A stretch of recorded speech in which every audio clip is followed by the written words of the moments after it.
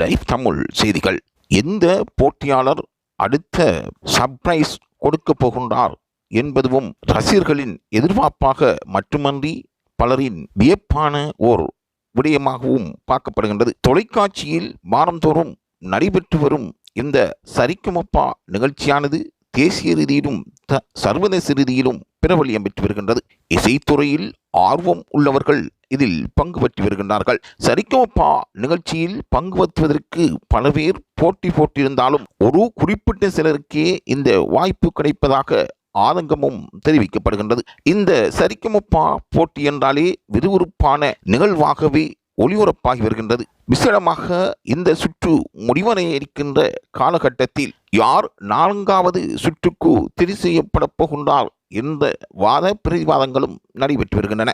இதுவரை கடந்த 3 வாரங்களில் 3 பேர் பைனலிஸ்ட் போட்டியாளர்களாக பங்கு பெற்றி இறுதி சுற்றுக்கு முன்னேறியிருக்கின்றார்கள். இதனைத் தொடர்ந்து இந்த வாரம் வில்லேஜ் ஃபோக் ரவுண்ட் நடைபெற்று வருகின்றது. கிராமத்து மண்வாசனை சுற்று நடைபெற்று வருவதால் போட்டியாளர்கள் அதற்கேற்றாற்போல் தங்களை மிகவும் கஷ்டப்பட்டு ஆயத்தம் செய்து வருகின்றார்கள். இதுவரை கடந்த 3 வாரங்களில் 3 பேர் பைனலிஸ்டாக போட்டி போட்டு தங்கள் திறமைகளை நிரூபித்து அந்த கதிரையிலுக்கு சென்றிருக்கின்றார்கள்.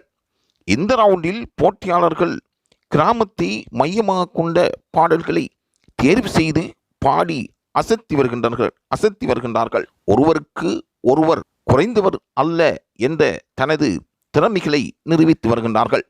இந்நிகழ்ச்சியின் இறுதியில் சரத், அமன், சரண் என 3 போட்டியாளர்களில் இறுதி சுற்றுக்கு முன்னேறப்போவது யார் என நடுவர்கள் அறிவிக்கிருப்பதும் இங்கு முக்கியமான ஒரு விடயமாக பார்க்கப்படுகின்றது. இந்த சுற்றில் போட்டியாளர்களைப் போலவே நடுவர்களும் கிராமத்து கிட்டாப்பில் வந்திருப்பது பார்ப்பவர்களை அசத்தல் அடைய செய்திருக்கின்றது.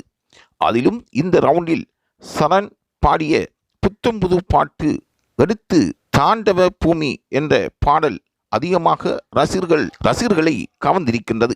அதுபோல இந்த ரவுண்டில் எல்லா போட்டியாளர்களுமே தங்கள் திறமையின் உச்ச நிகழ்வாக அதை அரங்கேற்றி வருகின்றார்கள்.